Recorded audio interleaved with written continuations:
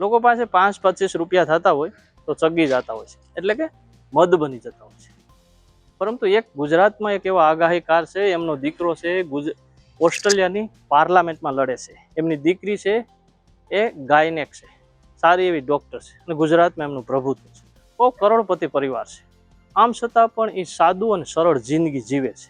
આ માણસે નિવૃત્તિના જીવનમાં વિદેશમાં સ્થાયી થવાને બદલે, આરામની જિંદગી જીવવાને બદલે ખેડૂતોની સેવા કરે છે. આ માણસને આજે મળીએ, એની જિંદગી જાણીએ કે આ માણસનો ગુરુ કોણ છે. આ માણસ એવું કહે છે કે ગડમથલ મારો ગુરુ છે.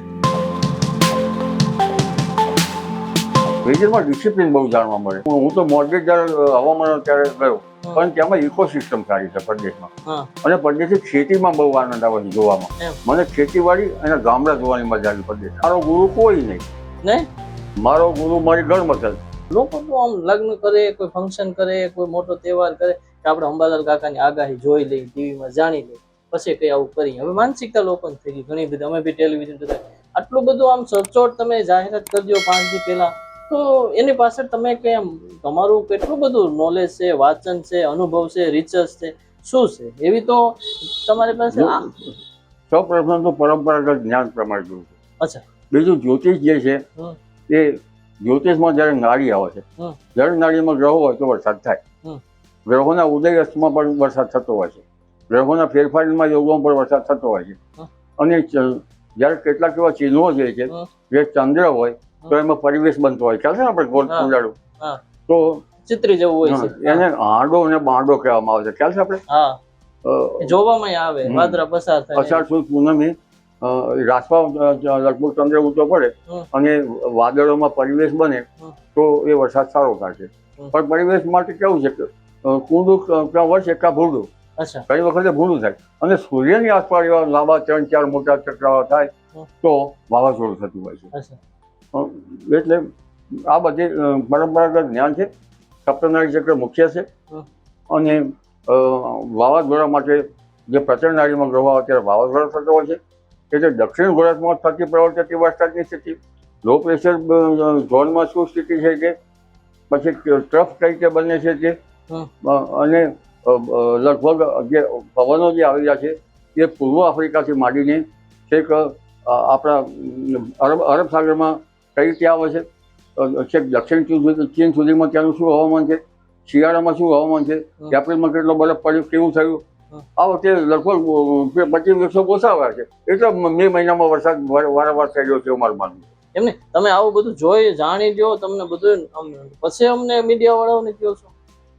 જાણવું તો પણ જાણ્યા વગર કઈ રીતે આપણને બધું રેગ્યુલર તો ક્યારેક કામમાં હોય તો જરા ન પણ થઈ શકે.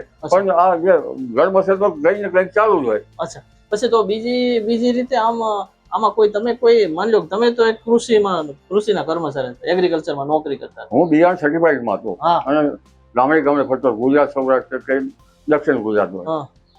તો પછી તમને એમ પરંપરાગત ખેતી ના હતી નોલેજ તો ખબર છે, પણ તમે આવી રીતે વર્ષો તમને એવું કેમ નક્કી કર્યું કે આપણે જીવનમાં નિવૃત્ત સમયગાળામાં હું ખેડૂતોને આગાહી કરું? નિવૃત્ત નહીં, હું તો પહેલથી જ કરું. જયારે બિયારણ સર્ટિફાઈડ કરવા જતો ત્યારે ખેડૂતો પૂછું, ત્યારે શંકર કપાસ વધારે થતો. ત્યારે કપાસ, આ તમારો કપાસ કેમ બરાબર નથી? જયારે કોઈ ઠેકાણ ગયું કે સાહેબ વરસાદ બરાબર થયો નથી એટલે કપાસ બરાબર થયો નથી. હવે બધી પિયતની સગવડને ફેસિલિટી થઈ, ત્યારે પાણી ઓછું આવતું હતું. ત્યારે મારા મનમાં એક વિચાર થયો કે ખેડૂતો માટે કંઈક કરવું. એટલે પછી હું જ્યારે મને નવસારી જવાનું થાય કે જુનાગઢ જવાનું થાય અથવા લાંબા પ્રવાસમાં, ત્યારે એસટી સ્ટેન્ડથી કંઈક પુસ્તક લઉં, ત્યારે બીજાથી પુસ્તક લઉં અને એસટી ઉભી રહે તો પુસ્તકનું વાંચન કરું, અને નહીં તો ઘેર આવીને પુસ્તકનું વાંચન કરું. આવા ઘડમથલ કરી અને પછી હું શીખવા પણ ઘણા પ્રમાણે ગયો. અમારા ગામમાં એક ભાઈ કહેતા હતા, ભાઈ વરસાદનું મને શીખવું ને, એટલે તું નાનો શીખર ના આવે, એટલે મને એમને શીખવું નહીં. બીજા ભાઈ કોઈ ઉપર ધજા રાખતા હતા, આ શું કરો છો, એ મૌન રહે, એટલે જવાબ ના આપે. પણ પછી મને ભડલી વાક્યો જે આપણે લોક સાહિત્યમાં છે ને, ભડલી વાક્ય થઈ ગયો ને, પ્રાચીન વર્ષા વિજ્ઞાન ને બધા, એ પુસ્તકમાં મેં વાંચન બહુ કર્યું અને મેઘમાળાનું થોડું વાંચન કર્યું. પણ બૃહદ સંહિતામાં વાંચનમાં મને વધારે રસ પડ્યો. વરાય સંહિતા એટલે, અને ભદ્રબાઈ સંહિતા એ વરાય સંહિતાનો એક પ્રકાર જ છે. આવા બધા પુસ્તકોનો અભ્યાસ કરી આકાશનું દિગ્દર્શન કર્યું આકાશમાં શું સૃષ્ટિ ચમત્કારો બને છે એનું દિગ્દર્શન કર્યું. અને આ બધા પછી તત્વજ્ઞાન કરવામાં આવ્યો તો મારે તત્વજ્ઞાન ઘણી વાર ખોટા પડે. પછી આમ અંબાલાલ કાકા છે એમનો કોઈ ગુરુ ખરો? મને આ વસ્તુ શીખડાવી આ માણસ છે, આની પાસે હું નિષ્ણાંત થયો છું. કોઈ પણ માણસનો પરંપરાગત તો માણસ નો હોય. મારો ગુરુ કોઈ નહીં. નહીં? મારો ગુરુ મારી ગણમથલ. ગણમથલ. અચ્છા, તો તમે તમારા અનુભવમાંથી શીખી ગયા? અનુભવમાં બિયારણ સર્ટિફાઈડ કરવા જવું પડે ને. હા. પછી 1980 માંથી પહેલા મેં સંદેશમાં એક બપોર પછી સેવક કે વધારો થયો ત્યાંથી શરૂ કર્યું. એટલે મને તંત્રીઓ જે પ્રિપેર હતા, સંદેશના તંત્રી નામ દઉં તો વાંધો નહીં ને? વાંધો નહીં. ચિમનભાઈ પટેલ સાહેબ છે, એમને મને વધારે સહકાર આપ્યો. અચ્છા. પછી જનસત્તા છાપું ચાલતું. અચ્છા. જનસત્તા નામ આપ્યું. સાંભળ્યું છે ને? વડોદરા જનસત્તા. વડોદરા સાહેબનું તો જનસત્તા તો લોકસત્તા જનસત્તા નહીં, એકલું જનસત્તા. પંચોલી સાહેબ હતા. બરાબર. અને ગુજરાત સમાચાર. બરાબર. ગુજરાત સમાચારમાં શાહ સાહેબ હતા. શાહ. એ શાહ સાહેબનું નામ અત્યારે હું ભૂલી ગયો છું. એ મને વધારે સહકાર આપતા હતા. તે વખતમાં કંઈક લોકસત્તા જનસત્તામાં પણ આવેલા હતા. એટલે તમે રેગ્યુલર કોલમ છાપતા? કોલમ મારી આપતી ગુજરાત સમાચારમાં આપતી. ગુજરાત સમાચારમાં ક્યાંય મને સહકાર મળતો, સંદેશમાં સહકાર મળતો, જય હિન્દમાં સહકાર મળતો. અહીંયા જય હિન્દમાં હું જઉં. અને ગુજરાતી કંઈક ટાઈમ્સ ટાઈમ્સ ઓફ ઇન્ડિયા કેવું ગુજરાતી મિરર સમાચાર મિરર અમદાવાદ. હા, એમાંય પણ ક્યારેક મારું સપોર્ટ હતું. ક્યારેક હું એશિયન એજમાં ઇંગ્લિશમાં પણ આપતો હતો. એટલે આ બધા મિલ પછી પાછું ખરાઈ કરું, કેટલું પડ્યું સાચું, કેટલું ખોટું પડ્યું, એમ ઘર મસલથી જ આવ્યું. મારો ગુરુ ભગવાન. અચ્છા, હવે આ તમે ઘણી વખત એકાદ ઇંગ્લિશમાં પેલો આગાહી કરી, વચ્ચે સોશિયલ મીડિયામાં ચાલ્યું અંબાલાલ કાકા, હવે તો અંગ્રેજીમાં આપે છે. અંગ્રેજી વાળું વાત વાયરલ થયું તમારું, ખબર છે? આ ઇંગ્લિશમાં મને એમ થયું કે ઘણી વખત મીડિયા હોય છે એને ઇંગ્લિશમાં રસ પડે અને આનંદ આવે એટલા માટે જ મેં કઈ વાંધો પણ એમ તમને લોકોને એનો મતલબ કે તમને સારું એવું અંગ્રેજી ઉપર કમાન્ડ. હું ઇંગ્લિશ મીડિયમમાં ભણેલો છું. અચ્છા, એમ? બીએસસી એગ્રીકલ્ચર ઇંગ્લિશ મીડિયમમાં કરેલું છે. હા, બરાબર. હવે આ તમે એટલા બધા તમારા સંતાનો વિદેશમાં છે, તો તમે ક્યારે એવો વિચાર નહીં આવ્યો કે હું બી વિદેશમાં સેટલ થાવ, સુખ શાંતિથી જેવું ત્યાં ક્યાં? અમે બધા લોકો તો એનઆરઆઈ મમ્મી પપ્પા જોયા જતા રહે છે. હું તો 2 વખત ગયો હતો ને. પણ તમને એમ આમ 2 વખત જો, એક ઘર ચોરી થઈ એટલે વચમાં વાંચો આવે, પાછું બીજી વખત ગયો હતો. પણ અહીં મને ફાવી ગયું છે. અચ્છા, વતનની માટીમાં ફાવી ગયું. વિદેશમાં સારું છે. વિદેશમાં ડિસિપ્લિન બહુ જાણવા મળે. અચ્છા. શિયાળો હોય તો ઓસ્ટ્રેલિયામાં ઠંડી બહુ પડે. બરાબર. અને હું તો મોર્ગેજ જયારે હવામાન ત્યારે ગયો, પણ ત્યાંમાં ઇકોસિસ્ટમ સારી છે પરદેશમાં. અને પરદેશી ખેતીમાં બહુ આનંદ આવે છે જોવામાં. મને ખેતીવાડી અને ગામડા જોવાની મજા આવી પરદેશના. હું પરદેશના ગામડામાં મારા બાબાને કહું ગાડી ઉભી રાખ. ઘણા 500-600 કિલોમીટર 1000 કિલોમીટર જવો હતો. એક ગામડામાં તળાવ જવું છે, પછી હું તળાવ જોવા જાઉં. તળાવનું એક ઝાડ હોય, પણ આપણા ત્યાં તળાવમાં જેમ લેડીઝો કપડાં ધોતા હોય છે ને, નાતા હોય છે, ત્યાં તળાવમાં નાતા કોઈ ના જોવા મળે.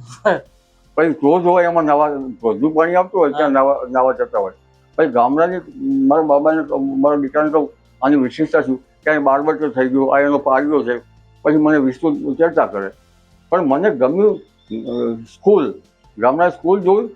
અને સ્કૂલ જોયા પછી અંદર જે છે એના વોશરૂમ એટલા બધા સરસ કે નાવા ધોવાનું અને આપણે જે અન્ય ક્રિયા કરવાનું મન થાય એવા હતા. અને બીજું ગમ્યું ઓસ્ટ્રેલિયાના ગામડાઓ, એમાં બદામ વધારે થાય છે. તો તમારો દીકરો ઓસ્ટ્રેલિયન પાર્લામેન્ટે લડ્યો, એ કોણ છે ને? એ તો કેવો અમારા દર્શક?